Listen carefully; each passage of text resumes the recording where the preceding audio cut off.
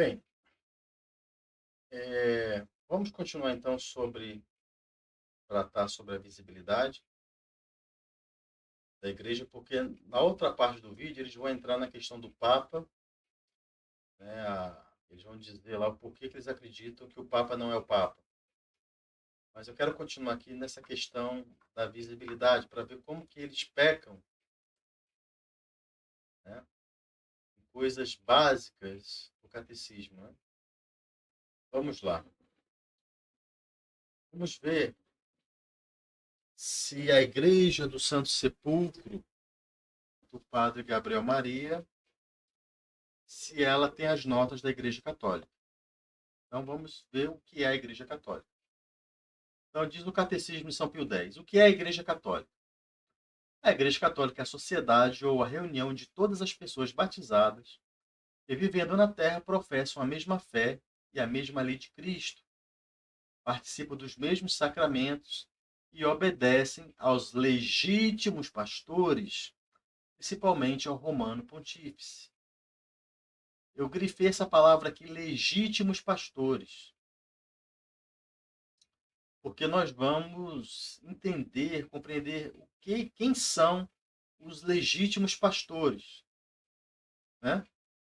Então nós temos que entender bem o que isso significa para ver se a igreja do Santo Sepulcro, aí do Padre Gabriel Maria, tem legítimos pastores. Então eu li aqui o número 149 do Catecismo de São Pio X, está lá no capítulo 10, no artigo 2. Então continua o catecismo. Quem são os legítimos pastores da igreja? Os legítimos pastores da igreja são o Pontífice Romano, isto é, o Papa, que é o pastor universal, e os bispos. Além disso, sob a dependência dos bispos e do Papa, tem parte no ofício dos pastores e outros sacerdotes, especialmente os párocos. Então veja que os legítimos pastores são os bispos e o Papa, né? Que estão em união com o Santo Padre. Tá? Esses são os legítimos pastores da igreja. Tudo bem, vamos continuar.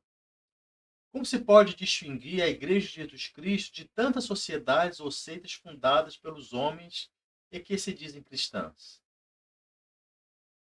Então está aqui. Pode-se distinguir a verdadeira Igreja de Jesus Cristo de tantas sociedades ou seitas fundadas pelos homens e que se dizem cristãs por 4 notas características. Ela é una, ela é santa, ela é católica, ela é apostólica. Está lá no número 154 do Catecismo de São Pio X. Aí continua. Por que se chama que a igreja também é apostólica? A verdadeira igreja chama-se apostólica porque remonta sem interrupção até os apóstolos, porque crê e ensina tudo o que creem e ensinar os apóstolos, e porque é guiada e governada pelos legítimos sucessores dos apóstolos. Olha só, isso vai ser importante, tá? Então veja, a verdadeira igreja, ela é, ela crê e ensina os, né, e crê no que ensinaram os apóstolos, porque e ela é governada pelos legítimos sucessores dos apóstolos. Mas quem são os legítimos sucessores dos apóstolos? Vamos lá. Diz o nosso catecismo. Diz lá o catecismo de São Pio X, no número 207. Por que o bispo se chama pastor legítimo? Chama-se o bispo pastor legítimo porque a jurisdição, isto é, o poder que tem de governar os fiéis da própria diocese, lhe foi conferido segundo as normas e as leis da igreja. Então veja, o bispo é chamado de pastor legítimo porque ele tem uma jurisdição. E essa jurisdição é o poder que tem de governar os fiéis da própria diocese, que foi conferido segundo as normas e as leis da igreja. Está aqui no Catecismo de São Pio X, no número 207. Bem, os bispos sede-vacantistas, os bispos da igreja do Santo Sepulcro, a igreja do padre Gabriel Maria, eles têm jurisdição? Eles receberam esse poder de governar os fiéis segundo as normas e as leis da igreja? Vamos responder a essa pergunta mais à frente. O Papa é sucessor de São Pedro, príncipe dos apóstolos. E os bispos são sucessores dos apóstolos, no que diz respeito ao governo ordinário da igreja. Então veja que os bispos são sucessores dos apóstolos no que diz respeito ao governo ordinário da igreja. O que é isso? O que é governo ordinário da igreja? Né? O governo ordinário é um governo que se dá através da legítima jurisdição. O bispo, como nós vimos aqui em cima, ele tem que ter a jurisdição, que é o poder que ele tem de governar os fiéis. Né? Se ele não tiver isso aqui, ele não terá um governo ordinário. E se ele não tem um governo ordinário, ele não pode ser o quê? Sucessor dos apóstolos. Porque o catecismo diz, o Papa é sucessor de São Pedro, os apóstolos e os bispos são sucessores dos apóstolos no que diz respeito ao governo ordinário. Catecismo de São Pio X, número 208. Muito bem. Vamos continuar. Então, aqui no cânon 196 do Código de Direito Canônico, de 1917, ensina que o poder de jurisdição existe na igreja por instituição divina. Portanto, é impossível que a igreja perca permanentemente a jurisdição ordinária. Né?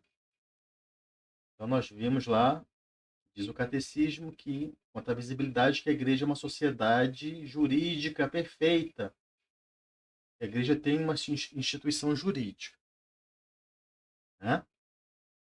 Então, olha lá o que diz o cânon. O poder de jurisdição ou direção, ou governo, né, que existe na igreja por instituição divina, divide-se em poder de foro externo e poder de foro interno, ou sobre a consciência. Este último poder é sacramental ou extra-sacramental. Está lá no Código de Direito Canônico, ou Codex Iuris Canons, de 1917, no cânon 96. Aí, o bispo Van Norton ensina que a igreja deve sempre ser liderada por pastores que são sucessores dos apóstolos e que um bispo só se torna um sucessor pleno dos apóstolos possuindo todos os poderes dos apóstolos, isto é, os dois poderes, né, de ordem e de jurisdição. O bispo Van Norton foi um grande especialista no direito canônico, né, escreveu uma coleção enorme de comentários, né, sobre o Código de 1917, e é uma autoridade realmente no assunto, tá? E que os próprios vacantistas reconhecem, tá? Reconhecem o bispo Van Norton. Então, veja só o que o bispo vai dizer. Já está provado que o próprio Cristo fundou uma organização viva, uma igreja visível. Admitindo este fato, deveria ser evidente que uma parte essencial da estrutura desta igreja é a apostolicidade de governo. Né? Apostolicidade de governo, está aqui. A apostolicidade do governo, ou a missão ou a autoridade, significa que a igreja é sempre ligada por pastores que formam a mesma pessoa jurídica com os apóstolos. Olha que coisa interessante. Significa que a igreja é sempre dirigida por pastores que formam a mesma pessoa jurídica com os apóstolos. Em outras palavras, é sempre dirigida por pastores que são legítimos sucessores dos apóstolos. É óbvio que um homem não se torna um verdadeiro sucessor dos apóstolos simplesmente atribuindo a si o mesmo título de bispo, ou exercendo de uma forma ou de outra uma função anteriormente exercida dos apóstolos. Também não é suficiente para um homem possuir o poder individual, por exemplo, o poder da ordem. O poder da ordem pode ser adquirido mesmo ilicitamente. Uma vez adquirido, jamais será perdido.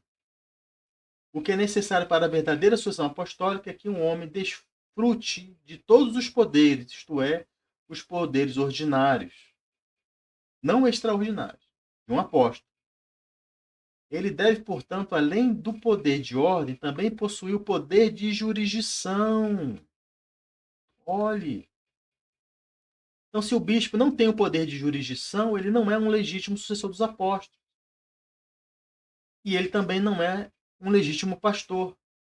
Jurisdição significa o poder de ensinar e governar. Essa autoridade é conferida apenas por autorização legal. Mesmo que recebido uma vez, pode ser perdido novamente ou ser revogado. Isso é que diz lá o bispo Van North, no seu comentário lá na Igreja de Cristo, volume 2, tá? Eu vou disponibilizar na descrição do vídeo o PDF que eu estou utilizando aqui. Tá? Que aqui eu fiz uma tradução livre, né? Fiz uma tradução livre, mas... Então veja. Não pode faltar à igreja a jurisdição ordinária, né? Não pode faltar à igreja. E o catecismo nos diz que a Igreja Católica é a sociedade da reunião de todas as pessoas batizadas na terra que professam a verdadeira fé e a mesma lei de Cristo, participando do mesmo sacramento e obedecem aos legítimos pastores. Ora, mas se não há Papa desde Pio XII, como dizem os sede-vacantistas, então não há jurisdição ordinária, não há sucessão apostólica formal,